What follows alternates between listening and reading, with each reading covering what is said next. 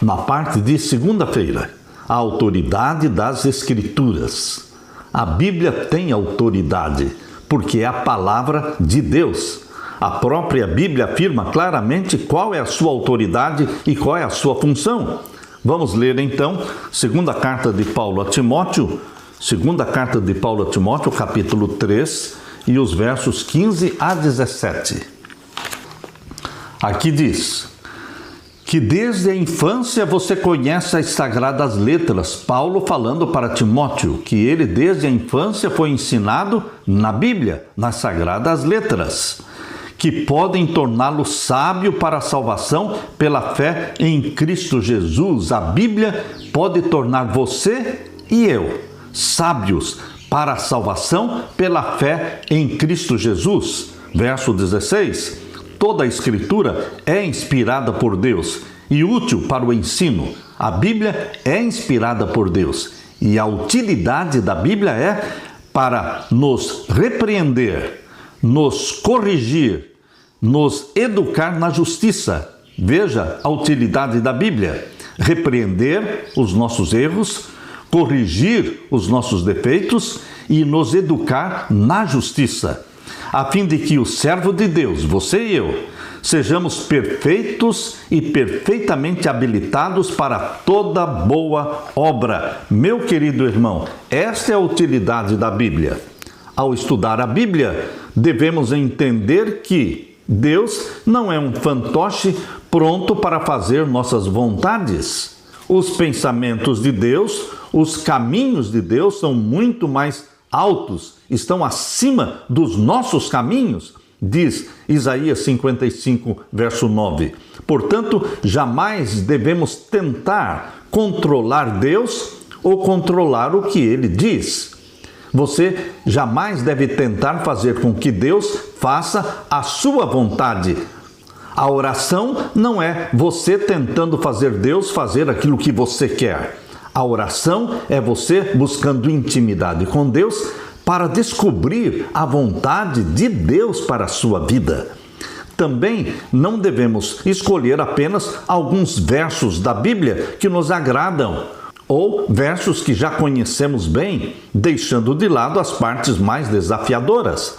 A Bíblia precisa ser lida como um todo, como uma mensagem completa. Se quisermos realmente ouvir a voz de Deus, precisamos estudar a Bíblia integralmente, de Gênesis ao Apocalipse, com métodos sólidos, responsáveis e de forma diária, crendo que Deus nos revelará no tempo oportuno o que precisamos saber. O próprio Jesus disse: ame o Senhor seu Deus de todo o seu coração, de toda a sua alma e de todo o seu entendimento. Mateus 22, 37. Deus não anula o seu entendimento. Deus não anula sua mente. Ele se comunica com você através da mente. Deus não quer que deixemos o raciocínio de lado. Pelo contrário, Ele deseja iluminar o nosso entendimento, raciocínio, com a sabedoria que vem da sua palavra. Em muitas histórias da Bíblia, vemos que Deus conversava, Deus dialogava com os seres humanos. Por exemplo, com Enoque, com Abraão, com Moisés, com Jó. Além disso, Jesus, no Novo Testamento, teve longas conversas com várias pessoas. Deus respeita a nossa capacidade de pensar.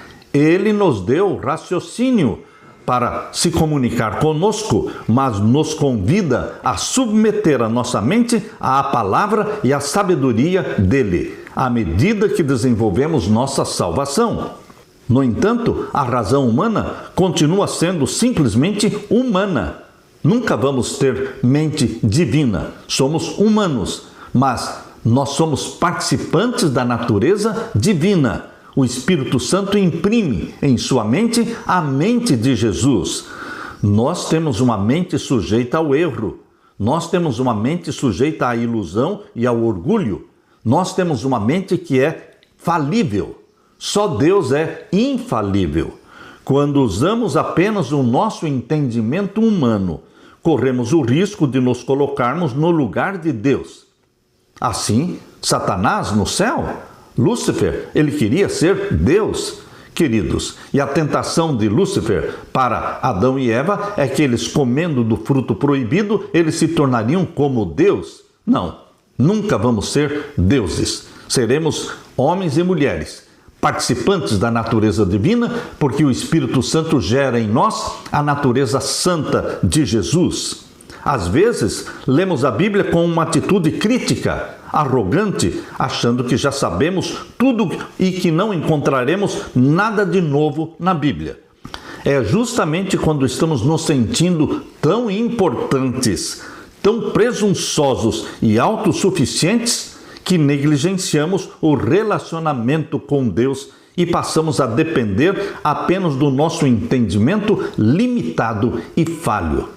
Foi quando Lúcifer começou a desconfiar de Deus e a confiar em si mesmo que ele pecou. O pecado nasceu na mente dele pela desconfiança de Deus. Meu querido irmão, a palavra de Deus é viva e eficaz. A palavra de Deus tem autoridade na sua vida. Aleluia!